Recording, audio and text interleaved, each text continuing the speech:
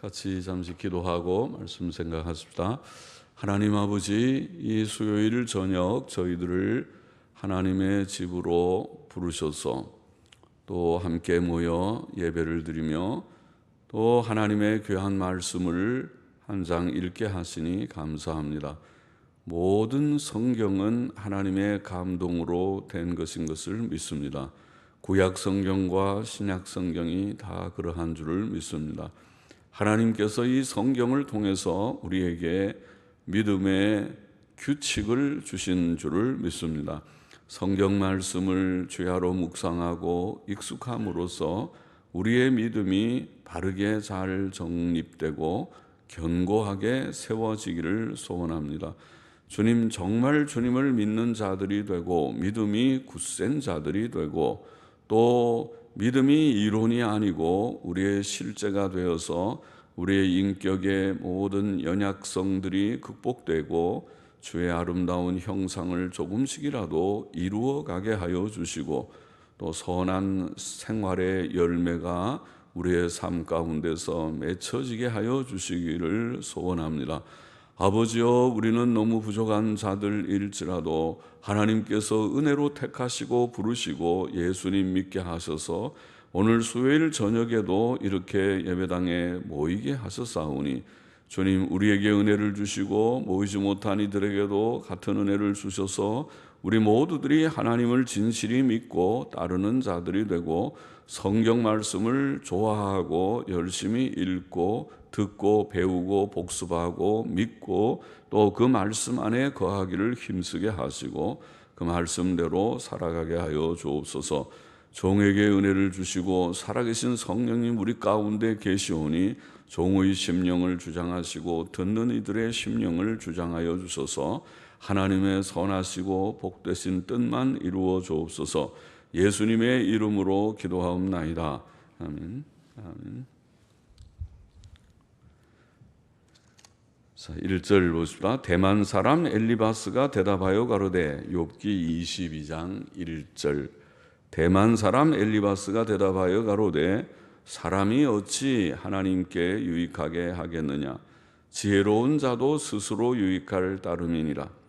내가 의로운들 전능자에게 무슨 기쁨이 있겠으며 내 행위가 온전한들 그에게 무슨 이익이 있겠느냐? 자, 하나님께서는 완전 충족하신 자다, 그렇게 우리가 표현합니다.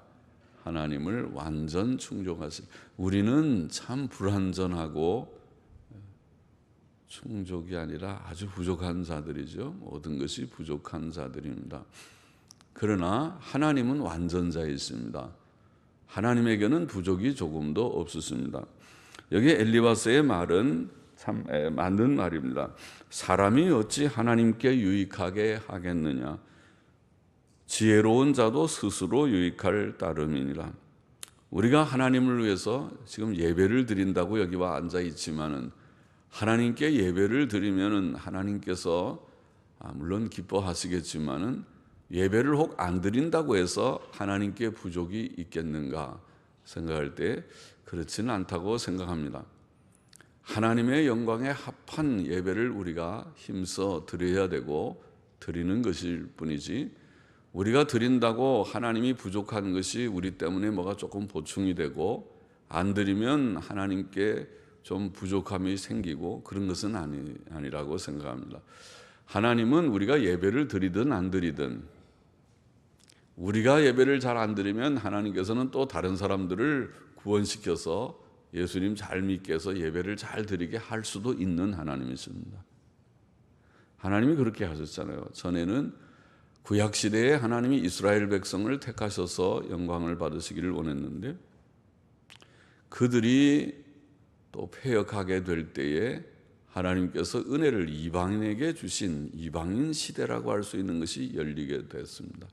그래서 우리에게까지 하나님의 큰 은혜가 왔습니다. 우리는 과거에 하나님을 정말 알지 못했던 자들입니다. 우리나라 사람도 특별히 그랬죠. 우리는 샤머니즘의 토양 위에서 유교와 불교와 이런 모든 이방 종교에 깊이 그렇게 영향받았던 우리들입니다. 저희 부모님도 불교 신자였습니다. 부모님은 예수를 믿었지만 그 부모님, 아버지, 저희 할아버지 때는 불교 신자였습니다. 아마 어머니 쪽으로는 할아버지가 유학자인지 모르겠습니다. 아마 유교쯤 되지 싶습니다. 공부를 좀 한 그런 할아버지였다는 말은 들었습니다. 자, 그런 유불교 샤머니즘 그런 속에서 있던 우리들이 하나님의 은혜를 받았습니다. 그래서 하나님께서 주시는 은혜가 참 놀라울 뿐입니다. 하나님은 완전하신 하나님, 부족이 조금도 없으신 하나님이십니다. 그래서 우리가 무엇을 한다고 하나님께 더 하나님이 부족한 하나님이 완전해지는 것은 아니다. 엘리바스는 그렇게 지금 말하는데 맞는 말입니다. 욥기 35장에도 그런 말씀이 나옵니다. 35장 7절 8절에 보면 내가 의로운들 하나님께 무엇을 드리겠으며 그가 내 손에서 무엇을 받으시겠느냐. 내 악은 너와 같은 사람이나 해할 따름이요 내 의는 인생이나 유익하게 할 뿐이라. 그렇죠? 우리가 의를 행해도 하나님께 그것이 유익이 되는 것이 아니다. 그렇게 말합니다. 사실 율법을 잘 지키면 우리에게 복이 된다고 성경에 말씀하죠. 신명기 10장에 말씀했나요? 하나님께서 그런 말씀하셨죠. 너의 유익을, 너의 행복을 위해서 내가 너에게 명하는 법을 잘 지키도록 하라고 그렇게 교훈을 하셨죠. 또 사람의 죄는 하나님께 손해되는 것이 없으나 그러나 하나님을 노엽게 하기 때문에 사람의 죄는 하나님의 권위를 대적하는 것이기 때문에 하나님의 진노와 벌을 가져오는 점도 물론 있습니다. 자, 여기에 엘리바스는 사람이 어찌 하나님께 유익하게 하겠느냐? 지혜로운 자도 스스로 유익할 따름이니라. 내가 의로운들 전능자에게 무슨 기쁨이 있겠으며 네 행위가 온전한들 그에게 무슨 이익이 있겠느냐? 자, 4절 5절 넘어가 보십시다. 하나님이 너를 책망하시며 너를 신문하심이 너의 경외함을 인함이냐? 내 악이 크지 아니하냐? 내 죄악이 극하니라. 이 엘리바스는 욥이 당하는 재앙이 큰 것을 볼 때 욥이 하나님의 책망을 받고 있고 하나님의 신문하심을 당하고 있다고 표현하고 있습니다. 하나님이 너를 책망하시며 너를 신문하심이 너의 경외함을 인하며 네가 하나님 잘 섬기는데 그런 것을 하나님이 주셨겠느냐? 네 악이 크지 아니하냐? 네 죄악이 극하니라. 말은 엘리바스는 지금 욥의 죄악이 크고 극하기 때문에 하나님께서 욥에게 이런 혹독한 재앙을 내리셨다고 생각하는 것이죠. 그럼 엘리바스의 이 판단은 잘못된 판단이라고 봅니다. 성경이 그렇지 않다고 말했으니까. 엘리바스는 우리가 여러 번 말했지만은 엘리바스나 다른 두 친구, 욥의 지금 이 세 친구들이 계속 번갈아 가면서 욥과 변론하듯이 말하는데 이 친구들의 말은 욥이 죄를 지어서 그렇다는 것이 요점이라고 보이는데 그러나 그것은 틀린 말이었다고 우리가 여러 번 말했습니다. 틀린 말이다. 욥은 특정한 죄를 지어서 하나님 앞에 이 재앙을 당하는 것이 아니었다. 그렇다고 해서 모든 사람들이 어려움 당한 것이 다 욥과 같은 그런 경우라고 생각하지는 않습니다. 때때로 저 자신이 하나님 앞에서 이런저런 어려운 시련을 쭉 겪으면서 지나오는 과정 속에서 저는 깨닫고 하나님 앞에 더 저의 완전을 향해서 성화를 위해서 다름박질해 왔습니다. 또 앞으로도 어떤 고난이 있을지 모르지만은 고난 속에서 더욱 성화되리라고 생각합니다. 그래서 고난은 1차적으로 우리 자신을 성찰하고 나의 부족을 깨닫게 하는 그런 유익이 있다고 저는 생각합니다. 그게 성경적입니다. 그러나 꼭 그런 경우만이 아니기 때문에 욥의 고난과 같은 고난이 있기 때문에 우리가 너무 단순하게 고난만 보면 저 사람 죄 지어서 그래 이렇게 단정할 수 없다는 것을 우리가 말하려고 하는 것뿐입니다. 엘리바스의 문제는 엘리바스가 죄인은 이런 벌을 받는다 하는 말은 옳은데, 그리고 그가 지금 6절 이하의 그 죄인들의 악을 열거하는 것은 다 옳은 말이라고 생각합니다. 성경적이라고 생각합니다. 그러나 그것을 욥에게 지금 적용해서 욥을 꼭 그런 욥이 죄인이기 때문에 이런 재앙이 왔다고 생각하는 그것은 잘못된 적용이다. 잘못된 생각이라고 봅니다. 그러면은 욥의 친구들도 꽤 경건한 사람이었지만은 고난의 이유에 대해서 한 측면만 보지 다른 한 측면을 보지 못하고 있구나 생각이 됩니다. 그래서 우리에게 이 욥기라는 것은 고난의 두 측면, 고난의 두 가지 이유. 고난이라는 것은 죄 때문에 온다. 그것은 아주 기본적인 것이고, 그건 율법에 나와 있는 하나님의 공의의 법이고, 그것도 중요한 것이고, 그래서 그 부분이 욥의 친구들을 통해서 밝히 증거되고 있고, 그러나 또 다른 한면에 고난은 꼭 죄 때문에 오지 않더라도 하나님의 깊은 뜻, 높은 뜻 가운데 우리에게 주어질 수 있다. 그런 고난들이 있다. 성도에게는 그런 고난이 있다. 우리가 주님을 잘 믿고자 하는데, 욥과 같이 믿음 생활을 하고자 하는데도 거기에서 욥이 당하는 고난과 같이 여러 가지 핍박과 시험과 시련이 있을 수 있다.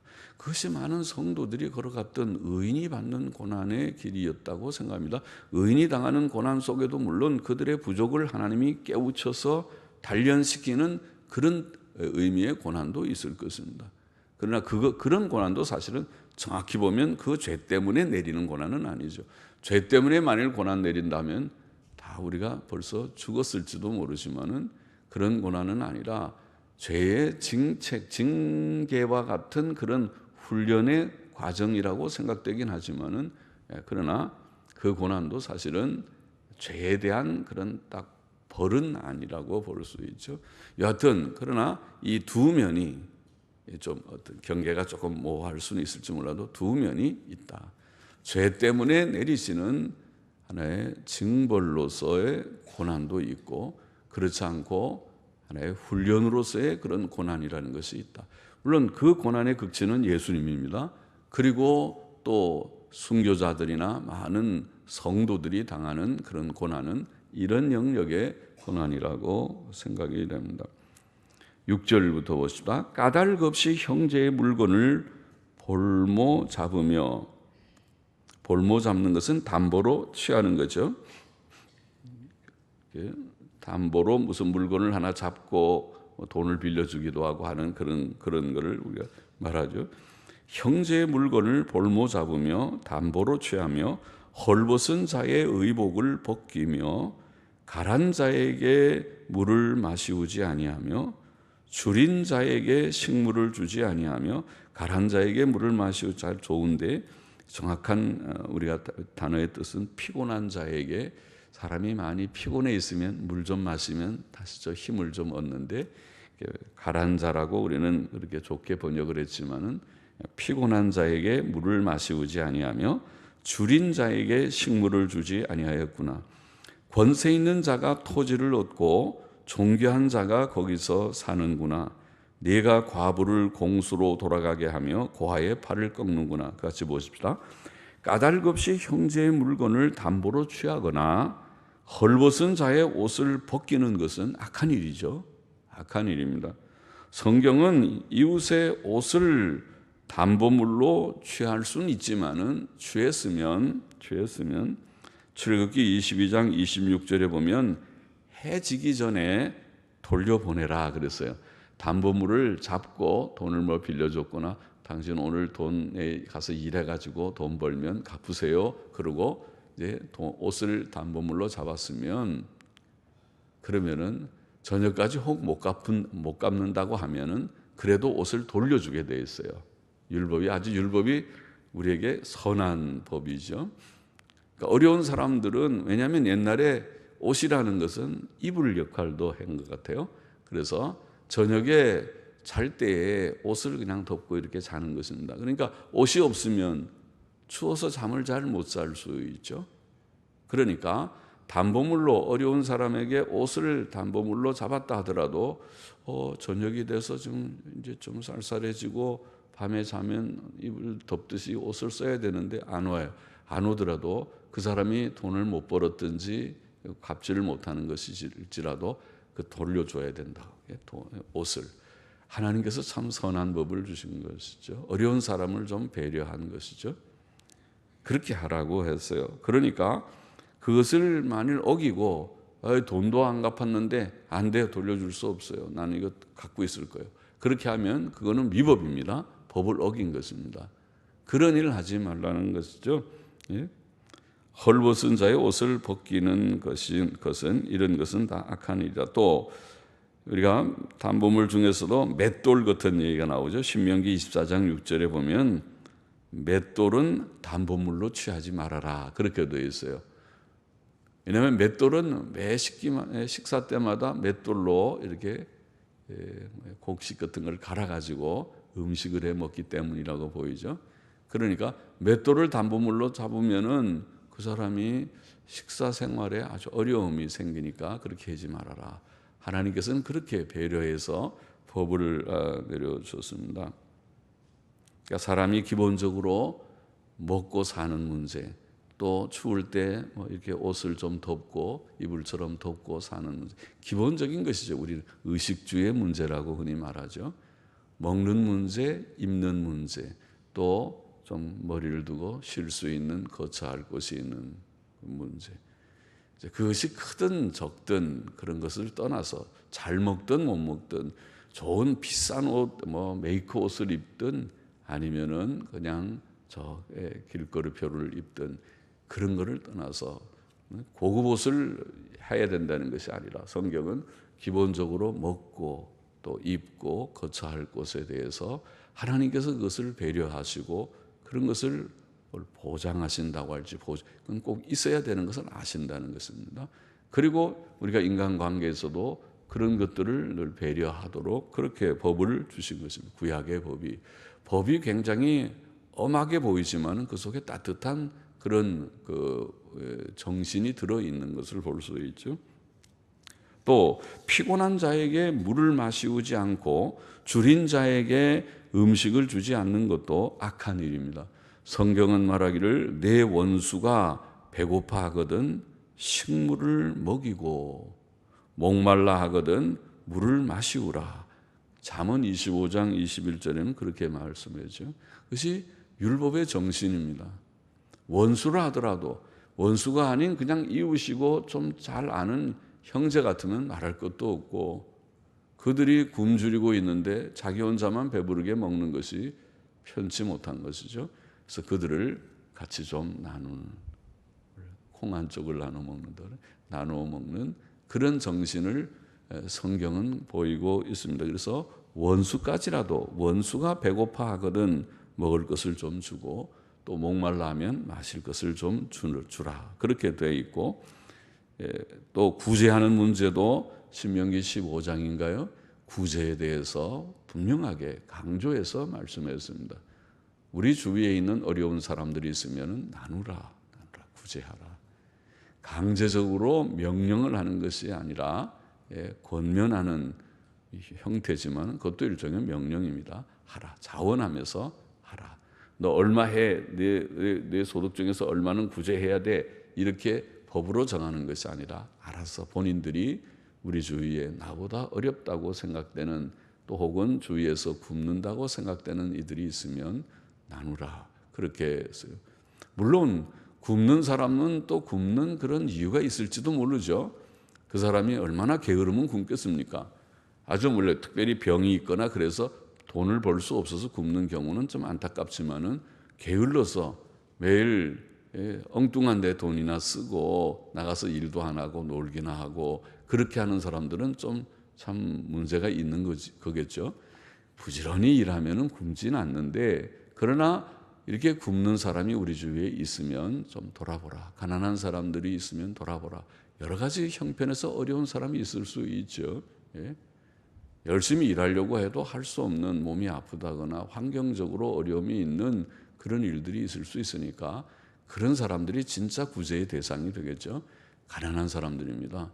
자기네들이 다 사지가 성해가지고 나가서 일하면 다 돈 벌 수 있는데도 일도 안 하고, 그런 일, 굳은 일은 나게 안 한다고 좀 고상한 일이나 구하고, 그렇게 해가지고는 그거는 가난한 사람들이 아니죠. 구제 대상이 아닙니다.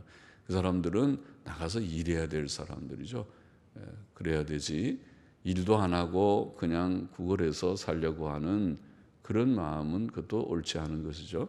그러나 어려운 사람들에 대해서 구제하라고 그랬어요. 여기 보면 권세자에게 토지를 제공하고 존귀한 자에게 거기에 살게 배려하면서 과부는 돕지 않고 빈손으로 돌려보내고, 그렇죠. 옛날에는 결혼이라는 것이 먹고 사는 문제와 결부되어 있었습니다. 그래서 남자들이 주로 돈을 벌고 여자들은 집안일을 주로 했습니다. 그래서 여자들이 나가서 일할 수 있는 그런 여건도 많이 없었어요. 오늘날하고는 좀 사회가 다르죠. 그러니까 남편이 죽고 나면, 과부가 되면 그들은 먹고 사는 문제가 타격을 받게 됐습니다. 그래서 그것을 좀 주위 사람들이 돌아보고 교회도 돌아봤어요. 교회도 과부들의 식생활을 돌아보는 그런 일들을 했습니다. 자, 그것이 성경의 법으로, 성경의 이런 교훈으로 나와 있는 것입니다. 그러니까 과부들을 도와야 되는데 과부들을 돕지 않고 빈손으로 돌려보내고 고아의 팔을 붙들어 주지 않고 오히려 꺾고 학대했다 그랬습니다. 참 악한 일이죠. 고아도 마찬가지잖아요. 부모님들이 다 아직 성년이 되기까지는 벌어서 다 먹이고 입히고 해야 되는데, 그러나 부모가 일찍, 아이들이 어릴 때 부모가 죽게 되면 그 고아가 되는, 그런 것이 고아죠. 다 성년이 된다면 고아라고 그러질 않죠. 그러니까 성년이 되면 자기가 나가서 돈 벌어서 살아야 되는 것이니까 그거는 고아가 아닙니다. 이제 다 크면은 나가서 이제 독립적으로 다 살 수 있는 것이 되지만은, 그러나 아직 미성년 때, 어릴 때에는 부모가 돌아봐야 되는데 부모가 죽었기 때문에 그래서 고아가 되는데, 그러면 주위 사람들이 그런 사람을 좀 돌아보는 것입니다. 그래서 좀 도와야 되고 교회도 도와야 되고 그렇게 해야 된다는 것인데, 그것을 하지 않았다 그렇게 말합니다. 그건 참 악한 일이죠. 그러니까 엘리바스가 지금 욥을 두고 욥 네가 그렇게 했다고 말하는 것은 틀린 거지만, 아까 제가 말한 대로, 그러나 엘리바스가 말한 그런 유의 행동을 하는 사람들은 악인이에요, 분명히. 지금 아까 금방 말한 대로 무슨 사람들이었죠? 이웃의 물건을 까닭 없이 형제의 물건을 담보로 취하거나 헐벗은 자의 옷을 벗기는 일이나, 또 피곤한 자에게 물을 마시우지 않고 줄인 자에게 음식을 주지 않고, 또 권세자에게는 토지를 제공하고 존귀한 자에게는 거기 살게 배려하면서 과부는 돕지 않고 고아의 팔은 오히려 꺾고 학대하고, 이런 악을 행하는 일들을 여기 말하고 있는데, 그것은 분명히 악한 일들이라 그 말이죠. 10절 11절 보십시다. 이러므로 올무들이 너를 둘러 잇고 두려움이 호련히 너를 침범하며 어두움이 너로 보지 못하게 하고 창수가 너를 덮느니라. 자, 이렇게 악을 행하는 악인들은 하나님의 공의의 보응과 벌을 받는다는 말이죠. 그래서 올무나 두려움이나 이건 다 지금 재앙을 표현한 말이죠. 창수나 이런 것들이 너를 덮느니라. 12절에 하나님이 높은 하늘에 계시지 아니하냐. 보라, 별의 높음이 얼마나 높은가. 그러나, 자, 별보다 하나님께서 더 높이 계시지만, 그러나 네 말은 하나님이 무엇을 아시며 흑암 중에서 어찌 심판하실 수 있으랴. 빽빽한 구름이 그를 가리운즉 그가 보지 못하시고 궁창으로 걸어 다니실 뿐이라 하는구나. 자, 이것은 엘리바스의 역시 잘못된 그런 추측이었습니다. 욥은 하나님에 대해 그런 생각을 가지고 있지 않았습니다. 엘리바스가 묘사한 사람은 분명히 악인이죠. 하나님에 대해 아주 불경건한 악인이죠. 하나님께서는 하늘 높이 멀리 계셔도 모든 사람의 행동을 다 아시는 하나님, 빽빽한 구름과 흑암 가운데서도 다 아시는 하나님이죠. 밤이라고 하나님께서 우리의 행동을 모르십니까? 하나님이 계신 저 하늘 멀리 높이 계신다고 해서 우리들의 모든 이 행동 하나하나, 우리의 말 한마디, 마음가짐까지 하나님이 모르십니까? 다 아신다. 하나님은 모든 것을 다 들여다보시는 하나님이시란 말이죠. 지금 엘리바스는 욥이 네가 하나님에 대해서 지금 잘못 알고 있다고 말을 하고 있지만은, 그렇게 만일 잘못 알고 있는 사람이라면 그는 불경건한 악인이란 말이에요. 욥은 그렇지 사실 않았지만은, 그래서 하나님께서는 다 아시는 하나님이심을 우리는 압니다.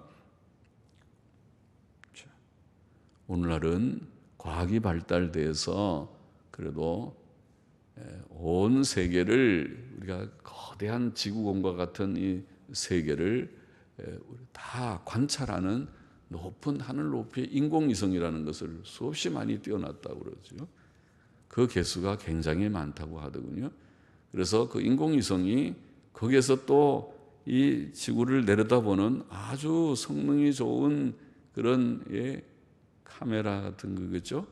그런 망원 카메라 같은 것들이 다 장착이 돼 있어 가지고 지구의 모든 활동들을 인공위성에서 다 내려다본다는 것입니다. 그래서 온 지구를 다 관찰하고 있어요. 특별히 우리가 전쟁을 대비하는 용도로 그것을 많이 사용하고 있죠. 과학위성도 있지만은.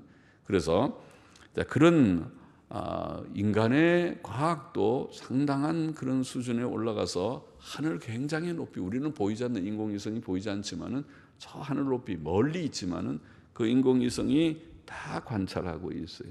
또 관찰하고 있어요. 또 요새는 우리가 적외선 카메라, 그래서 그 CCTV도 밤에도 볼 수 있는 CCTV가 있죠.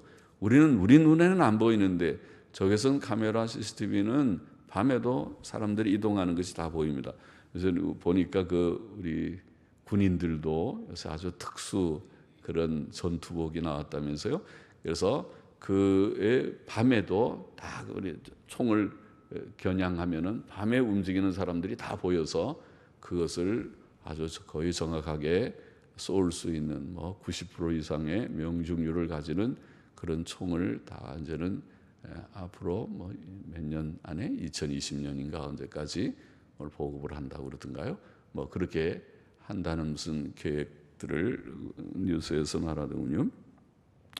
자, 그와 같이 우리도 과학이 발달해 갖고 상당한 그런 것을 하고 있는데, 하물며 하나님께서는 더 잘 아시겠죠? 하나님은 다 보시는 하나님, 아시는 하나님, 관찰하시는 하나님이십니다. 15절 16절 보십시다. 네가 악인의 밟던 옛적 길을 지키려느냐? 그들은 때가 이르기 전에 끊어버리웠고 그 터는 하수로 인하여 함몰되었느니라. 하수로 인하여, 하수는 강물을 가리키죠. 그 터는 강물에 흘러내려가는도다, 그런 뜻입니다. 함몰되었느니라 하는, 그 터는 강물에 흘러내려가는도다. 악인의 밟던 옛적 길, 악인의 밟던 옛적 길, 또 그 터, 그들의 그 악인들의 그 터. 자, 이 말은 지금 악인들, 하나님을 잘 알지 못하는 악인들이, 하나님을 무시하면서 생각하는 그 악인들이 행하는 그런 길입니다. 악인이 밟던 옛적 길을 욥이 지키려 한다고 그렇게 비난합니다. 이것도 물론 그릇된 비난이죠. 그러나 그 악인들의 길에 대한 묘사는 우리가 참고할 수 있는 것이죠. 그래서 악인들은 결국 그들이 악하게 행하는 모든 그 길이나 그들의 터가 다 결국 강물에 흘러내려가듯이 되어버릴 것이다. 악인들이 결국 망한다는 그런 뜻이죠. 17절 보십시다. 그들이 하나님께 말하기를 우리를 떠나소서 하며 또 말하기를 전능자가 우리를 위하여 무엇을 하실 수 있으랴 하였으나 하나님이 좋은 것으로 그 집에 채우셨느니라. 악인의 계획은 나와 판이하니라. 악한 자들은 하나님께서 그들을 떠나시기를 원합니다. 아니, 실상은 그들 자신이 하나님을 떠납니다. 멀리합니다. 또 그들은 하나님의 능력을 무시하고 부정합니다. 그러나 실상 하나님께서는 그들에게 모든 좋은 것을 주셨다고 그렇게 엘리바스는 표현합니다. 그것도 맞는 말이죠. 그 악인들이 땅에서 누렸던 모든 좋은 것들, 모든 물질적인 풍요와 또 그런 모든 좋은 것들이 다 하나님께로부터 온 것이었습니다. 그러나 그들은 그것을 알지 못하죠. 하나님이 주신 것을 그들이 인정하고 감사할 줄 모르고 오히려 하나님을 멀리합니다. 하나님이 있기는 어디 계신가? 하나님을 우리가 섬길 필요가 없다. 그리고 하나님을 멀리하는 것입니다. 불경건이 그들의 특징이죠. 그러니까 악인입니다. 악한 자들은 하나님을 알지 못하는 자들, 하나님을 멀리하는 자들이고 또 하나님의 법과 다르게 그들의 욕심을 따라서 여러 가지 부도덕한 일들, 악을 행하는 자들이죠. 그 십계명 범하는 자들입니다. 우상 숭배하고 부모 공경하지 않고 남 미워하고 죽이고 또 간음하고 도적질하고 거짓말하고 탐욕을 부리고 물론 안식일 지키지 않고 그렇게 하나님 없이 사는 그들이 악인들이죠. 그렇게 삽니다. 하나님께서 모든 것을 다 주셨지만은 하나님을 멀리하는 그들이라. 19절 20절 보십시다. 의인은 보고 기뻐하고 무죄자는 그들을 비웃기를 우리의 대적이 끊어졌고 그 남은 것이 불사른 바 되었다 하느니라. 자, 이렇게 악인들이 하나님을 멀리하고 악하게 행하지만은 악인들은 결국은 앞에서 말했죠. 그들은 다 그 터가 하수로 인하여 함몰된다. 그들은 때가 이르기 전에 끊어버리웠다. 이렇게 표현했죠. 그래서 결국 악인들은 다 결국 망한다. 그리고 그 망하는 것을 의인들이 보고 의인들이 보게 될 것이다. 보고 그것을 오히려 기뻐할 것이다.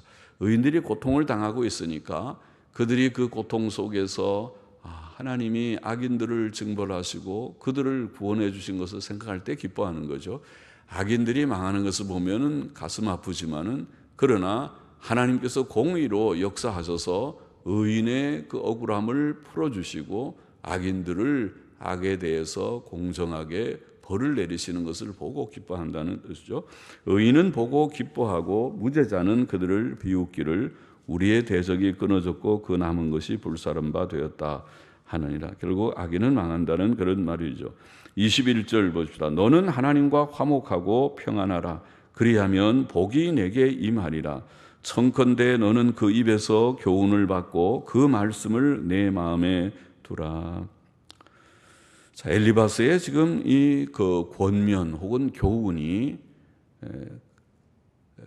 유익한 그런 교훈입니다. 좋은 교훈입니다. 욥에게는 이미 지금 그렇게 사실은 살고 있는 자입니다. 그러나 욥에게는 그것이 꼭 유익이 지금 안 될 수 있지만은 일반적으로 지금 엘리바스의 지금 이 말은 매우 좋은 그런 교훈을 하고 있습니다. 여기 보면 너는 하나님과 화목하고 평안하라. 평안, 이제 하나님과 화목하라는 그 원문은 하나님과 친근히 하라. 사실은 그런 뜻입니다.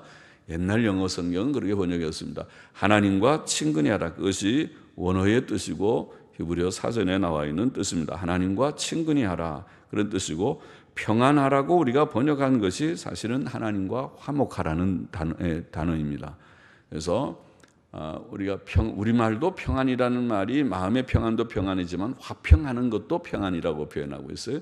그래서 이웃과 서로 화목하듯이 하나님과 화목하라, 하나님과 평안하라, 평화하라고 하는 그런 뜻입니다. 다시 번역하면은 너는 하나님과 친근히 하고 하나님께 친근히 하고 하나님과 화목하라. 그리하면 복이 내게 임하리라. 좋은 말이죠. 우리는 하나님께 친근히 하는 것은 성경적입니다. 이것이 신명기 10장 20절의 말씀과 같죠. 하나님과 늘 가까이 하고 하나님 경외하고 하나님을 붙잡듯이 늘 부종하듯이 하나님과 꼭 붙어서 우리가 따라가고 하나님을 가까이 하는, 친근히 하는 것이 성경이 가르치는 바입니다. 그것이 다른 말로 우리가 성경 읽고 기도하는 삶이라고 늘 강조하는 것입니다. 하나님을 가까이 하기 때문에 하나님의 음성을 듣기를 원한다면 성경을 읽으세요 그러고, 하나님께 기도로 아뢰기를 원하면 기도를 하세요 그러는 것입니다. 하나님과 가까이 하지 않는 것은 성경 읽고 기도하는 삶과 상관없이 사는 삶이 바로 하나님과 가까이 하지 않는 멀리하는 삶입니다.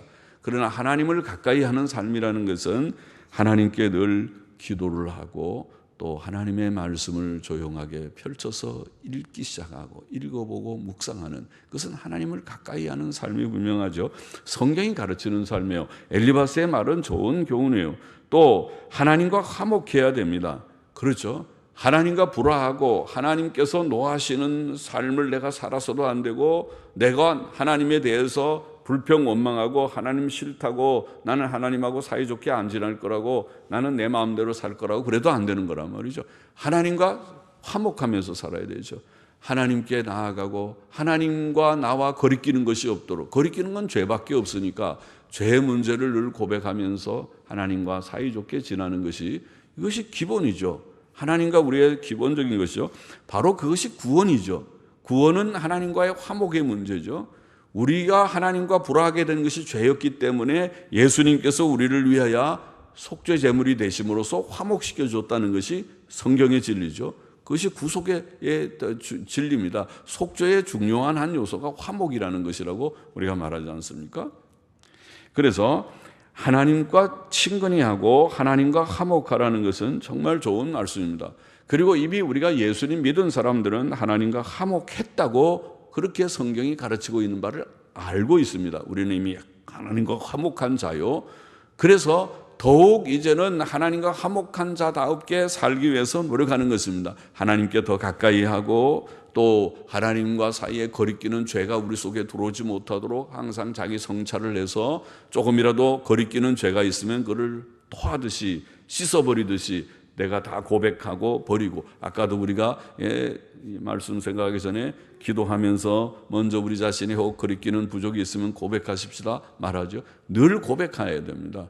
부족이 있는데도 그것을 갖고 있으면 하나님께서 근심하시니까, 하나님께서 자꾸 우리 속에 죄가 있는데도 그 죄는 고백하지 않고 덮어놓고 괜찮은 것처럼 하나님께 나오면 하나님이 나중에 얼굴을 돌려버리실지도 모르니까, 하나님께서는 네가 나랑 서로 교제하려고 하면 죄 문제를 먼저 좀 풀어야 되는데, 해결해야 되는데 왜 죄는 덮어놓고 고백도 안 하고 죄 안 지은 것처럼 그렇게 하느냐, 그렇게 해서 나랑 교제가 되겠느냐 그러신단 말이죠. 그러니까 우리가 죄를 늘 고백하고 또 말씀대로 순종 생활을 하려고 힘쓰는 것이 하나님과 가까이 하고 하나님과 늘 화목하는 생활이라는 것은 기본이죠. 그러니까 그렇게 우리가 해나가는 것이, 그것이 신앙생활, 정상적인 신앙생활입니다. 엘리바스는 이렇게 하면 너는 하나님과 화목하고 평안하라, 우리는 그리 번역했고, 하나님과 친근히 하고 화목하면, 하나님과 친근히 하나님께 친근히 하고 화목하면, 그리하면 복이 내게 임하리라. 복은 좋은 것이죠. 하나님께서 우리에게 복을 주시기를 원합니다. 좋은 것을 주시기를 원합니다. 우리에게 필요한 모든 영육에 좋은 것을 주시기를 원합니다. 복을 받는 것은 나쁜 것이 아닙니다. 우리가 하나님 바로 안 섬기고 하나님의 뜻을 외면하고 땅에 있는 그저 건강이나 돈이나 이런 것에 관심을 갖는, 저 세상 천국에는 관심이 없고 이 세상에 있는 부귀 영화에 관심이 있는 그런 기복신앙이 잘못됐다는 것이지, 우리가 하나님이 주시는 참된 복은 좋은 것이고 사모할 만한 것입니다. 영육에 좋은 것입니다. 우리는 하나님의 복이, 가장 큰 복은 영생의 복, 내세의 복이고, 그 영생의 복을 하나님이 주실 때에 그것만 주는 것이 아니라 땅 위에 마음의 평안도 주시고 몸의 건강도 주님이 보장하십니다. 하나님을 경외하고 악을 떠나는 자에게 몸의 건강을 약속하셨습니다. 하나님의 나라와 그 일을 구하는 자에게 일용할 양식의 약속을 주셨습니다. 그것도 복이잖아요. 땅 위에서도 우리가 아까 그 기본적이라고 그러지 않았습니까? 먹고 사는 것, 하나님이 뭐 잘 먹고 늘 그냥 부자처럼 잘 먹고 그렇게 사는 것을 말하는 것이 아니라 배는 고프지 않아야 되잖아요. 일용할 양식은 있어야 되잖아요. 냉장고가 너무 비어 있으면 안 돼요. 쌀독에 쌀에 떨어지면 안 되잖아요. 김치, 그런 항아리에 김치가 다 떨어지면 안 되잖아요. 우리 한국 사람들이. 밥하고 김치는 기본이니까 그런 것이 있어야 되는 그런 것을 말합니다. 먹어야 할 것이 있고 또 입어야 할, 겨울에는 따뜻한 옷이, 여름에는 좀 시원한 옷이 필요하다는 것이죠. 그러니까 그런 것을 하나님께서 주시는 것입니다. 그 복이잖아요. 또 건강을 주셔서 나가서 직장 생활도 하고 하는 것. 디모데전서 4장 8절에 이런 말씀이 있죠. 육체의 연습은 약간의 유익이 있으나 경건은 범사에 유익하니. 경건이 뭐예요? 신앙생활이잖아요. 하나님과 늘 가까이 하는 말씀과 기도와 믿음의 생활을 하는 것이 경건인데, 경건은 범사에 유익하니 그 다음에 뭐라고 말했습니까? 금생과 내생의 약속이 있느니라 그랬어요. 그럼 하나님께서 우리에게 주시는 것은, 내생의 약속은 물론 영생입니다. 천국입니다. 죽은 자의 부활입니다. 그 약속뿐만이 아니라 금생의 약속도 말씀했잖아요. 그러니까 두 개가 다 있습니다. 금생과 내생의 약속입니다. 금생의 약속은 무엇인가요? 우리가 사는 동안, 100년 동안, 아직 우리가 죽기 전까지는 우리에게 아까 말한 대로 기본적으로 건강이 필요합니다. 또 일용할 양식이 필요합니다. 또 가정도 필요합니다. 우리 기본적인 것, 너무 부요한 이런 걸 상상하지 말고 기본적으로 우리가 살아야 할 그런 요소들을 하나님께서 외면하지 않는다는 거예요. 그런 거는 아주 영적이지 못하니까 그런 건 나는 관심 없다. 너희는 천국 관심만 가지면 된다. 그러지 않는다는 거예요. 하나님께서는 무엇을 먹을까, 입을까 이런 것에 대해서도 관심을 가져요. 염려하지 말라. 내가 다 아버지께서 너에게, 천부께서 너에게 있어야 할 걸 아시느니라고 말씀하지 않았습니까? 그 얘기를 하는 것입니다. 그래서 아까 엘리바스가 뭐라고요? 그렇게 하면, 어떻게 하면 하나님과 친근히 하고 그 다음에 하나님과 화목하면 복이 내게 임하리라. 복이 내게 임하리라. 틀린 말이 아니라 좋은 말이죠. 청건대 너는 그 입에서 교훈을 받고 그 말씀을 내 마음에 두라. 말씀 가까이 하라. 23절에 네가 만일 전능자에게로 돌아가고 또 내 장막에서 불의를 멀리 버리면 다시 흥하리라. 그것도 좋은 말씀이죠. 전능자에게로 돌아가고, 그것이 회개이지 않습니까? 참된 회개를 하는 것입니다. 참으로 하나님 앞에 돌아가는 참 회개를 하면, 또 내 장막에서 불의를 멀리 버리면, 장막은 집이죠. 그러니까 본인만 회개하는 것이 아니라 가족들이 가족적으로, 남편만 회개하는 것이 아니라 아내도 자녀들도 죄를 멀리하고 하나님께로 돌아가서 하나님 중심으로 다 살면, 그 말이죠. 그렇죠. 부모만 하나님 잘 섬기면 자녀들의 복을 보장할 수가 없죠. 자녀들은 죄 지으면 하나님께서 자녀들에게 벌을 내리시겠죠. 그러면 가정적으로는 행복한 가정이 될 수 없으니까, 그래서 부모가 자녀들에게 교훈하는 것은 다른 것을 다 제쳐놓고, 너 공부 잘해라, 인류대학 들어가라, 좋은 직장 들어가라, 부자가 되라. 그런 것은 예수 믿는 사람들은 관심이 없어요. 그런 것에 너무 그것을 주로 밝히면서 얘기하는 것은 그건 믿음이 아니에요. 왜냐하면 하나님 바로 믿고 죄 짓지 않는 것을 빼놓고 다른 거 다 얘기하면 그것이 복이 됩니까? 성경은 말하기를 그건 복이 아니라 악인처럼 사는 것이, 그건 화가 되는 것인데, 악인처럼 사는 것에 대한 좀 그 문제 의식을 갖지 못한다면 안 된다는 겁니다.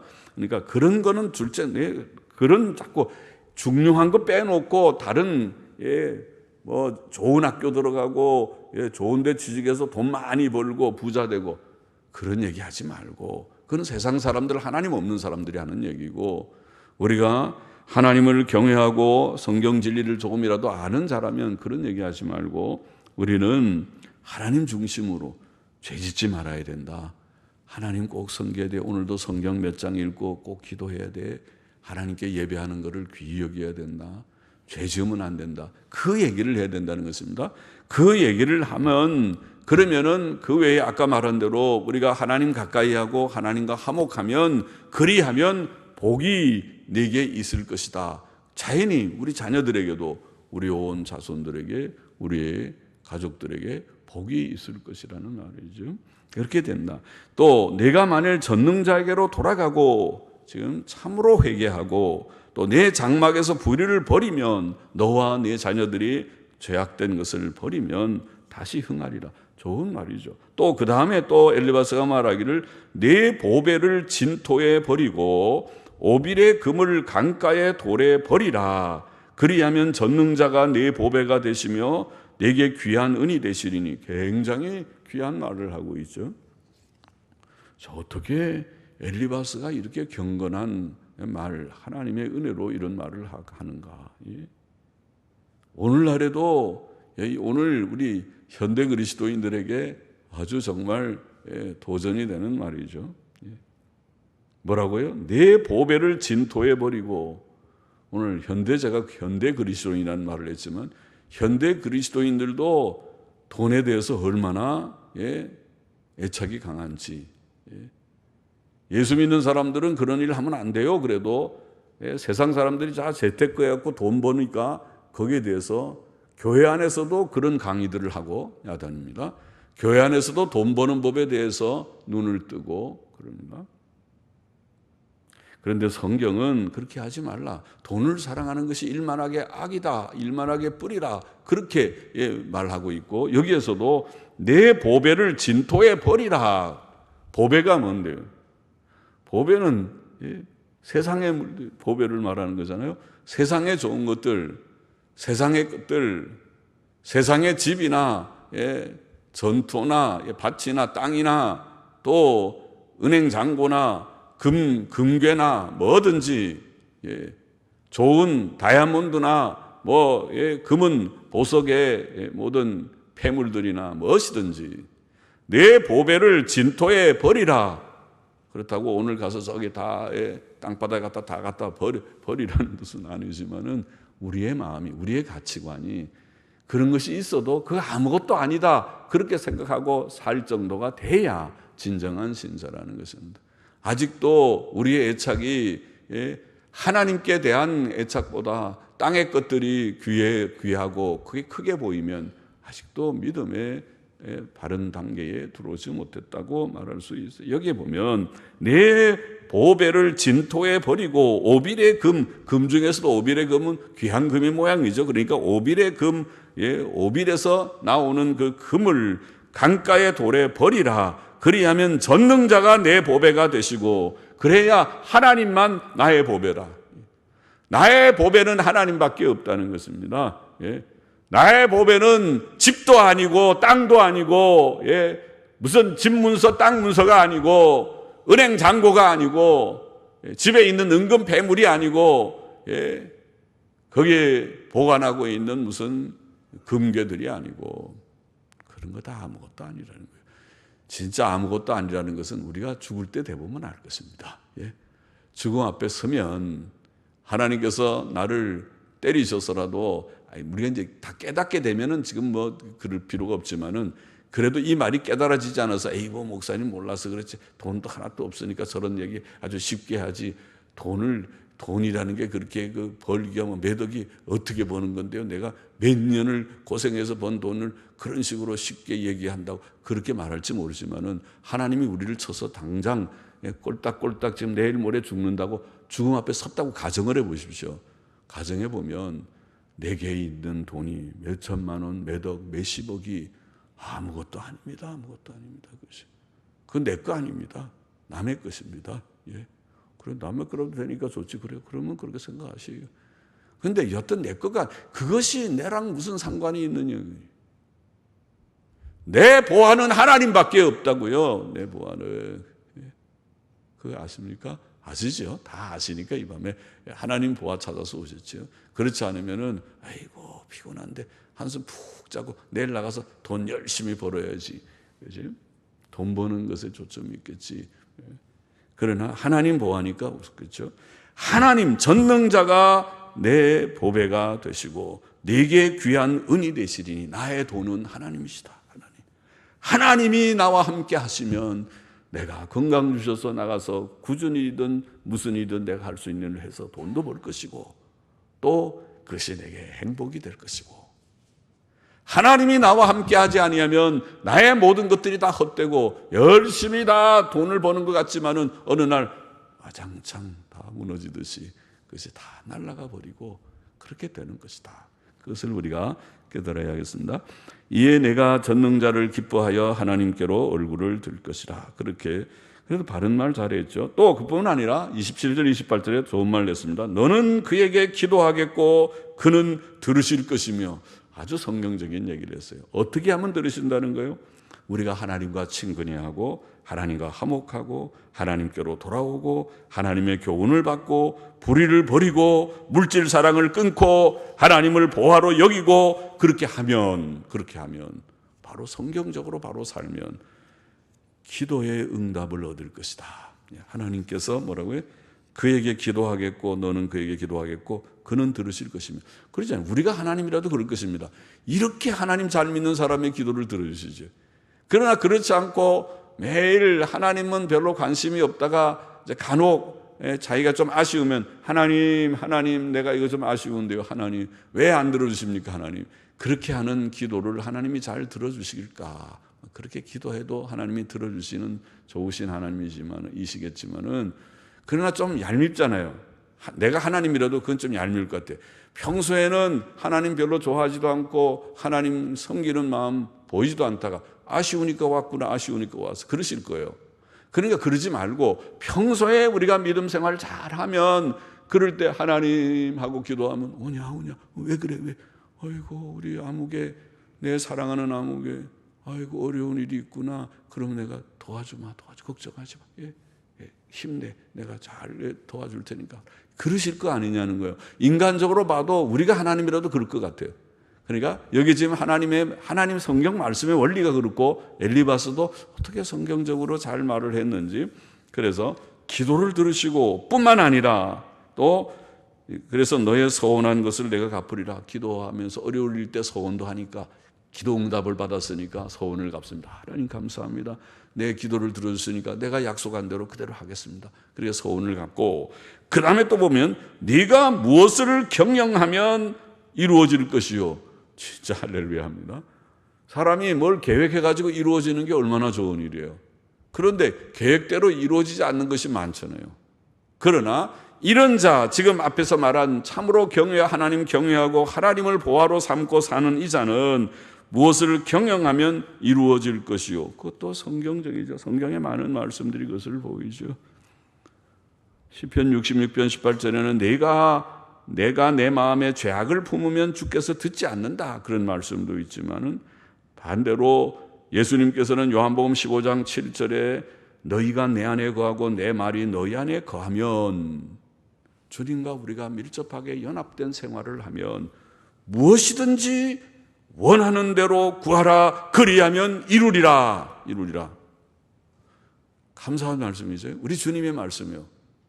우리가 주님과 밀접하게 연합된 생활을 하면, 주님의 말씀이 내 안에 있고 내가 주님 안에 늘 거하는 생활을 하면, 그 생활이 뭐라고 했어요? 믿음과 순종의 생활일 것인데, 이런 생활을 하면 무엇이든지 원하는 대로 구하라. 그리하면 이루리라. 엘리바스의 말과 비슷하죠.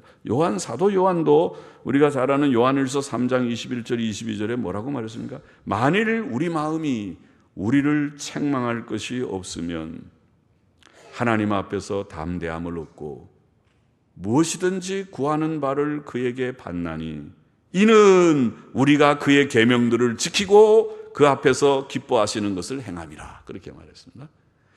우리가 하나님의 계명을 지키느라고 애쓰면 우리의 마음에 담력이 생기고 거리낌이 없으니까 담대한 마음을 얻고, 그래서 기도를 담대하게 할 수 있고, 하나님 들어주십시오.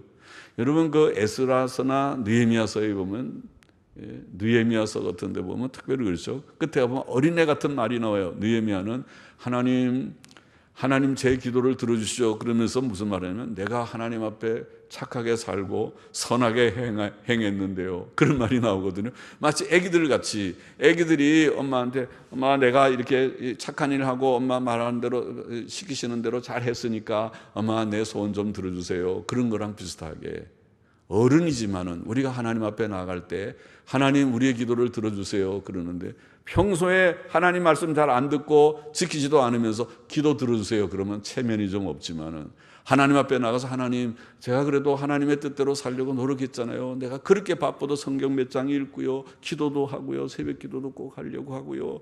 또 이렇게 착한 일 하려고 내가 노력도 하고 이런 거 하나님 아시잖아요. 그러니까 좀 들어주세요. 그렇게 어린애 같은 표현이지만은 했으면 선한 일을 했으면 얼마나 했겠습니까 우리가. 그래도 적어도 그렇게 해야 우리의 양심에 거리낌 없이 하나님 그렇게 했잖아요. 내가 이렇게 주의 뜻대로. 히스기야도 비슷하죠. 히스기야도 아파 죽을 지경에 있을 때 벽을 쳐다보면서 눈물을 흘리면서 하나님 내가 주 앞에서 바로 산 것을 기억해 주시고 내 병을 고쳐주시고 그런 기도하잖아요. 그래야 우리가 거리낌 없이 담대하게 기도할 수 있고 그 기도가 응답이 빨리 온다는 겁니다. 그런 말씀이죠. 그러니까 엘리바스가 틀린 말을 하지 않고 좋은 말을 했습니다. 시간이 너무 많이 갔네요. 29절 내가 낮춤을 받거든 높아지리라고 말하라. 하나님은 겸손한 자를 구원하시느니라. 무죄한 자가 아니라도 건지시리니 내 손이 깨끗함을 인하여 그런 자가 건지심을 입으리라. 그렇게 이제 마지막까지 다 읽었습니다. 끝에 재미있는 표현이죠. 무죄한 자가 아니라도 건지시리니. 그러니까 우리가 기도함으로써 우리가 그들을 위하여 기도함으로써 연약한 자들 아직 온전하지 못하고 죄가 좀 있고 연약이 좀 있는 자라도 우리로 인해서 하나님이 그들을 도우시고 건져주시고 구원을 하고 그래서 우리 때문에 연약한 주위에 있는 사람들이 구원도 받고 또 복을 받고 그렇잖아요. 하나님의 종들이 때때로 기도하고 바울이 나가서 뭡니까 말타 멜리테인가요? 그러니까 말타 그 섬에 사도행전 27장 20몇 장 7장인가요? 그게 섬에서 우리 있을 때에 그때 추장도 가서 병 들었을 때 기도해주고 낫잖아요. 추장이 무슨 의인이라 나았겠습니까? 그는 죄인이고 부족하지만은 바울이 그래서 기도해 주니까 그래도 하나님의 은혜로 나은 거잖아요. 그와 같이 우리가 다 부족하지만 우리도 부족하지만은 우리가 주님 앞에 바로 살면 우리 때문에 아직 무죄한 자라 하더라도 죄가 전혀 무죄한 자가 아니라도 아직도 죄가 좀 있는 그런 주위의 사람이라 하더라도 우리의 자녀나 이웃이나 우리의 친구들이나 하더라도 우리 때문에 그들에게 하나님께서 은혜를 주셔서 그 연약에서 건짐을 받게 구원도 받고 그들에게 또 하나님의 기도의 응답을 통해서 주의 뜻을 그들에게 나타내시는 일도 일어날 수 있다. 그것을 보입니다. 우리는 오늘 엘리바스를 통해서 엘리바스가 증거한 내용들을 통해서 교훈을 좀 생각했습니다. 우리는 악을 버리고 하나님과 친근히 하고 화목하고 하나님을 보배로 삼고 그를 사랑하고 그의 계명대로 의와 선을 행하면 또 이웃을 구제하기를 힘쓴다면 하나님께서는 우리에게 큰 복을 주실 것이 분명하고 우리의 기도의 응답을 우리가 기도 응답을 받을 것이 분명하고 또 우리가 무엇을 경영하면 경영이 이루어질 것이다. 이런 표현도 하였습니다. 또 우리 자신뿐 아니라 남도 구원하는 자가 될 것이다. 귀한 복된 말씀을 우리가 좀 묵상했습니다. 같이 기도하십니다. 하나님 아버지 부족한 종이 오늘도 이 말씀 조금 해석하느라고 했습니다. 주님 엘리바스를 통하여 주신 말이지만은 하나님의 말씀 성경에 주신 귀한 교훈의 말씀과 일치하는 진리의 말씀인 것을 우리가 좀 살펴보았습니다.